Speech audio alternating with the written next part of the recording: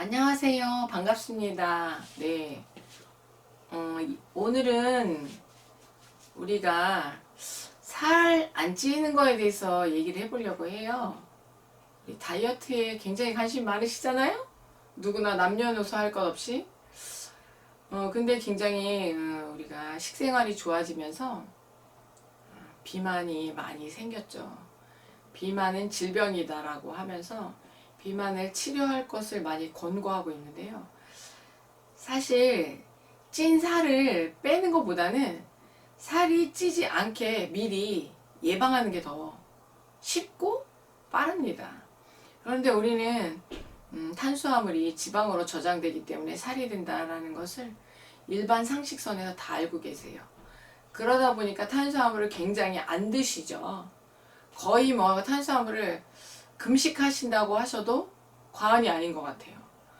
그런데 우리가 정말 아이러니하게도 탄수화물을 굉장히 많이 먹고 계시는 거 아세요? 밥은 이만큼 먹어요. 그래 놓고 배가 고프니까, 허기지니까. 그리고 우리가 일상적으로 일상생활을 할 때 에너지원으로 가장 많이 쓰이는 게 지방과 탄수화물이다 보니까 또 탄수화물은 몸에 들어가서 쓰고 남은 것은 또 지방으로 축적되다 보니까 살은 자꾸 찌죠. 그러다 보니까 2차 저차 뭔가가 나는 열심히 다이어트를 하고 있다고 말하는데 다이어트가 되기는커녕 굉장히 불균형을 이루다 보니까 다이어트를 여러 번 시도하신 분들은 정신적으로도 문제가 되더라고요. 또 심하게 다이어트를 하신 분들은 그 우울증이라든가 거식증이라든가 이런 것에 많이 곤란함을 겪게 돼서 언젠가는 그것으로부터의 피해를 입게 되더라고요. 그래서 제가 진짜 살 안 찌는 방법 안내해 드리려고 해요. 정말 살이 안 찌고 싶으시면 밥을 많이 드시라고 말하고 싶은 거죠. 예전에 우리가 그 고봉밥이라고 해서 드셨던 거 기억나시나요? 일하시는 분들이 왜 밥그릇은 큰 데다가 밥그릇 높이만큼의 밥을 쌓아 올려서 식사를 하셨던 것들을 보신 분들도 계셔요. 그리고 제가 어렸을 때를 생각해보면 지금의 밥공기의 2배 되는 밥그릇에다가 밥을 먹었습니다. 그럼에도 불구하고 살이 안 쪘어요. 에이, 그때는 먹을 게 없어서 그랬지 라고 하시는 분들도 계신데요. 맞아요. 그때는 먹을 게 없었어요. 밥 위에는 먹을 게 없었죠. 소위 말하는 간식이라는 게 없었어요. 그때는 그래서 밥만 먹었어요. 근데 저희 집 같은 경우는, 저 같은 경우는 가만히 생각해 보니까 그때도 사실은 반찬 종류가 지금과 별반 다름없이 먹었더라고요. 저희 집이 좀 살았거든요. 좀 살았다기보다 부모님이 그 반찬을 잘 챙겨서 먹여주는 편이었어요. 그래서 지금의 반찬 가짓수와 별반 다름없이 잘 먹었는데요. 그때는 다른 것이 아이스크림, 빵 이런 종류들을 먹지 않았죠. 그리고 뭐 커피 전문점에서 이 얘기를 들으면 저를 미워할지도 몰라요. 그런데 뭐 커피라든가 라떼라든가 뭐 이런 것들을 먹지 않았죠. 음료수의 변화가 일어난 거죠. 그때는 음료수 하면 말 그대로 물을 마셨죠. 예, 미네랄이 풍부한 물, 그것도 미네랄이 풍부한 물. 지금처럼 정수기에 쫙 걸러져서 미네랄이 다 빠진 물이 아니라 미네랄이 풍부한 물을 쉽게 말하면 지하수를 퍼먹었던 거죠. 네. 샘에서 올라오는 물을 마셨고 아니면 펌프물을 먹었고 우물물을 먹었어요. 물론 위생적으로는 깨끗하지 못하다고 생각했지만 그 속에는 미네랄이 풍부하게 녹아져 있었기 때문에 물 자체가 영양이 풍부한 물이 되었었죠. 그때는 정말 밥만 많이 먹고 반찬 많이 먹고 그랬기 때문에 중간에 간식들이 지방이라든가 이런 걸 많이 안 먹었기 때문에 살이 찔 일이 없었고, 지금은 버스나 자가용을 이용해서 이동할 거리를 그때는 걸어 다녔기 때문에 충분히 에너지를 충분히 쓰고 남을 만큼 모든 생활권이 그때는 그랬죠. 과거로 돌아가라는 게 아닙니다. 우리는 지금 아이스크림의 유혹으로부터 벗어나시라는 거죠. 제가 실제로 해보았어요. 제가 빵을 굉장히 좋아하는 사람 중에 한 명인데요. 빵을 끊어봤죠. 빵을 끊어봤더니 정말 밥만 먹었어요. 밥과 반찬만. 그리고 빵을 아예 일체 입에도 안 대기 시작했죠. 그랬더니 제 몸이 바뀌는 거예요. 그 나왔던 배가 들어가고요. 쓸데없는 탄수화물이 내 몸속에 들어가지 않으니까 쌓이지 않죠. 몸에서 쌓이지 않다 보니까 제 몸무게는 10년 전이나 10년 후나 똑같이 유지되고 있는 제 모습을 보고 사람들이 굉장히 놀라워 하더라고요. 어떻게 관리하니까 이렇게 돼 있느냐고 묻는데 사실 저는 관리하는 거 없습니다. 라면을 되도록이면 안 먹고요. 빵을 안 먹고요. 아이스크림을 안 먹는 거예요. 불량식품의 기준이 거기에 유해 색소가 들어가서 불량식품이 아니고요. 우리 몸에 나쁜 거를 먹어서 불량식품이 아니고요. 내가 먹어야 할 양 이상을 먹었을 때는 다 불량식품이라고 하더라고요. 저는 그렇게 주장하시는 그분의 말씀에 굉장히 공감하고 동의합니다. 내 몸에 필요한 것 이상이 들어갔을 땐 다 불량식품이죠. 아무리 좋은 단백질이 내 몸속에 들어왔을지라도 내 몸에 필요한 것 이상 들어왔을 때는 불량식품이라는 거죠. 그런데 우리들은 사실 불량식품을 너무 많이 먹고 있거든요. 내가 필요한 식품, 밥이라든가 고기라든가 모든 걸 따져봤을 때 내 몸 필요 이상으로 흡수하기 때문에 몸에 축축되는 거예요. 쌓이는 거예요. 그래서 그게 결국은 지방으로 쌓이고 뭐로도 쌓이고 그러다 보니까 대부분 지방으로 쌓이는 것을 많이 섭취하고 있더라고요. 우리는 빵을 무지 좋아합니다. 그리고 과자 종류를 무지 좋아해요. 뭐 와플이라든지 크래커라든지 뭐 엄청나게 좋아하죠.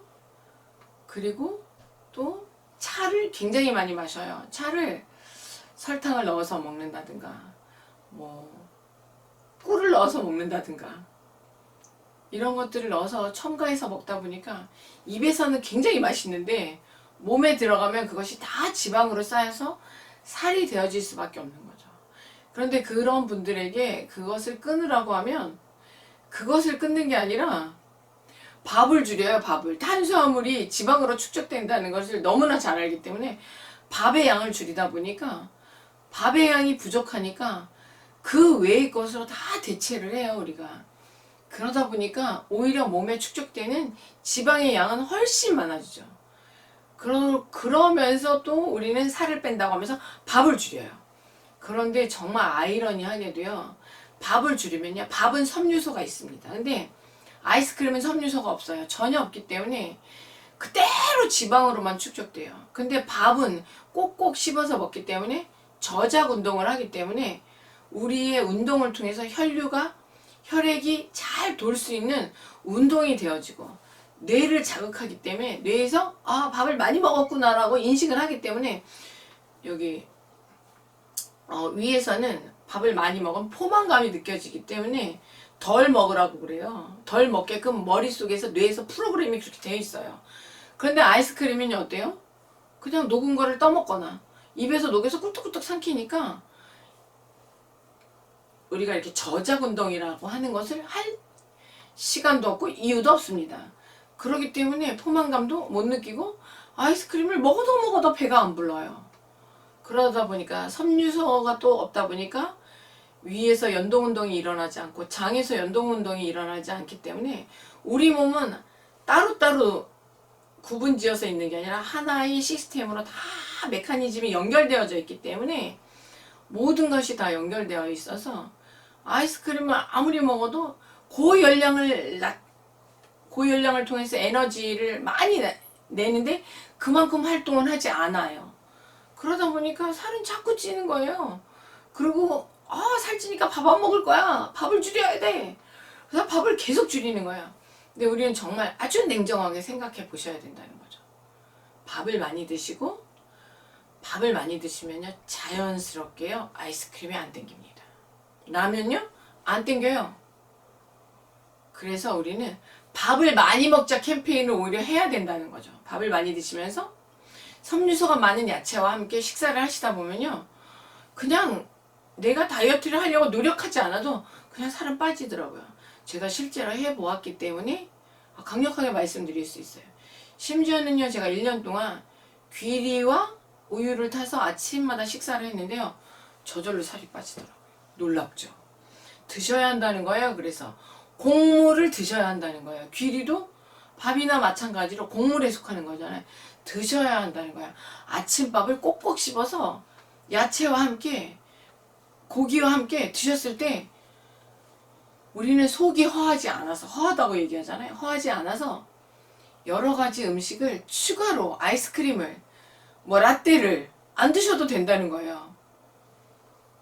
그러면 살이 자연스럽게 빠져서요, 아름다운 몸매를 유지할 수가 있습니다.